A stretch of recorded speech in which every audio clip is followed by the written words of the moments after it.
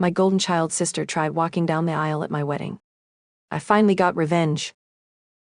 I've spent my entire life in the shadow of my golden child sister, who was always the apple of my parents' eye. She was the one who could do no wrong, while I was constantly overlooked, punished for the smallest infractions, and made to feel like I didn't belong. But what she did on my wedding day was the final straw, and it was time for me to take revenge. Ever since I can remember, my parents favored my sister. It wasn't subtle favoritism either. If my sister accused me of anything, they believed her without question and punished me on the spot. But when I told the truth and pleaded my case, it would brush me off or twist the narrative to blame me. If she wanted chocolate cake for her birthday, that's what she got. But on my birthday? Somehow, it was always the flavor she preferred. It would deny knowing I didn't like it, shredding it off as if it were a minor oversight. But it wasn't. Growing up, it became clear she was their world, and I was just an afterthought. As we got older, it only got worse. My sister was the definition of spoiled. She didn't just ignore me, she seemed to actively dislike me, using me as her punching bag. And then, when we were both teenagers, her life took a turn for the worse. She lost all her friends, why I never found out. Maybe they moved away, or maybe they got tired of her attitude. But instead of improving, her behavior spiraled. With no friends to validate her, she set her sights on me. Her occasional taunts turned into a relentless campaign to ruin my life. She'd accuse me of all sorts of things, lying, stealing, being a bad influence. And worse, she went after my friends too. Soon enough, my parents forbade me from seeing anyone, claiming they were bad influences, as my sister had said. They asked me why I couldn't be more like her and enjoy family time. The only thing that saved me from complete isolation was my extended family. Most of my relatives lived in the same town, and I got along well with my cousins despite the age gaps. At one family gathering, my cousins invited me to hang out with them, and in a moment of raw honesty, I told them I wasn't allowed to go anywhere because my sister didn't have friends, so I couldn't either. That confession made its way back to the adults, and they ripped into my parents for their unfair treatment. My parents were furious. They called me a liar and grounded me for a month, like I had anywhere to go. But it was worth it because they loosened their grip just a bit after that. And then, in a move that surprised no one, my sister demanded to switch schools to escape the humiliation. My parents immediately obliged, even though it meant more money out of their pockets. But the change of scenery didn't change her. She made new friends at her new school, but the venom she directed at me remained. It grew worse. The sense of power she had from making my life miserable was intoxicating to her, and she reveled in it.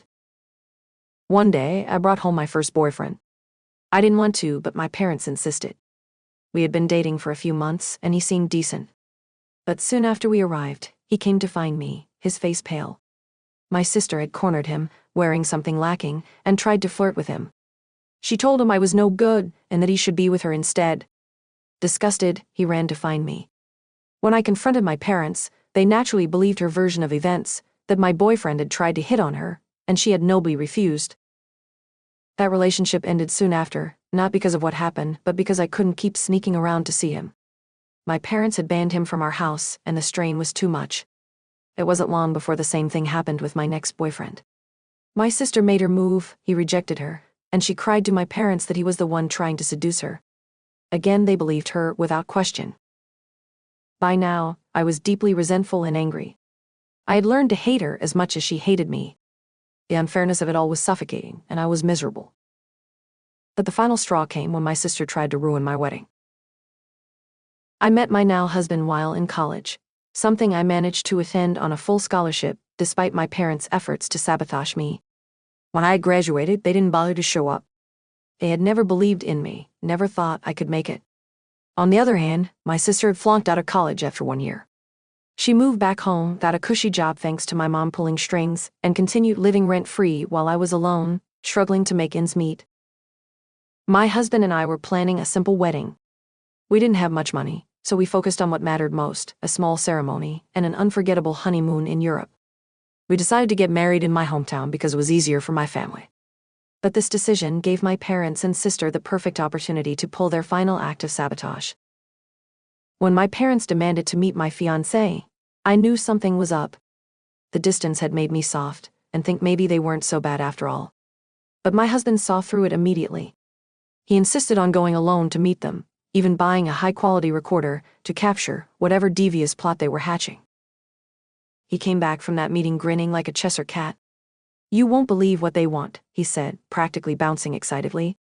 "They're going to regret this." And then he told me their plan. My parents had proposed paying for our entire wedding, on one condition. My sister, the golden child, would walk down the aisle first, in a wedding dress, at my wedding. Their excuse? It wasn't fair that I was getting married first, so she should at least get the experience of walking down the aisle before me. I was stunned. How could they even suggest such a thing? But my husband, ever the strategist, told me we should play along. Let them think they had us cornered, and then pull the rug out from under them. And so we did. My husband went back to them, pretending to be on their side. He played the role perfectly, telling them that I wouldn't agree to it if I knew, but that if they surprised me with it on the day, I might not make a scene. He even suggested they pay for everything, flowers, drinks, the venue, as a way to keep me grateful and less likely to object. They took the bait. For months, we strung them along, letting them think they were getting away with it. We agreed to the cheapest options for everything, only for my husband to later suggest to my sister that we could have had the best if we weren't worried about money. She would then demand the most expensive options, and my parents would pay for them without question. The day of the wedding finally arrived. My parents had planned it all. They told my sister to arrive just as the bridal march began so she could walk down the aisle first. But what they didn't know was that we had hired security, a large, intimidating man whose job it was to keep her out. As the music started and the doors opened, I was ready to walk down the aisle. My father's face drained of color. He stammered an excuse and rushed out to find my sister. But it was too late. Outside, my sister was in a full-blown tantrum, demanding to be let in. The security guard stood firm, telling her there was already a bride and she must be at the wrong venue. My father tried to muscle his way past, but the guard refused, offering to call the police if necessary. My mother joined them, and soon, a small crowd had gathered, all of them shocked at what was happening. Inside, the ceremony continued. My husband took my arm, and we got married without a hitch. I didn't see my parents or sister for the rest of the day. It wasn't until later that I learned what had happened outside. My sister had been screaming, crying, and even throwing herself on the ground in her wedding dress. My father had to physically drag her away while my mother tried to placate the guests, but no one believed their story. After the wedding, they tried to reach out to me, but I ignored them. My sister sent me an unhinged message, blaming me for everything and even suggesting my husband had been cheating on me with her. I saved the messages and screenshots of all their attempts to contact me.